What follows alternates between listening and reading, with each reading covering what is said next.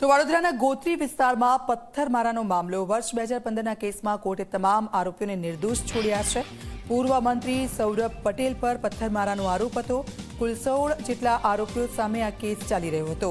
કોર્ટે ભાજપના નેતા સહિત તમામ આરોપીઓને નિર્દોષ જાહેર કર્યા છે।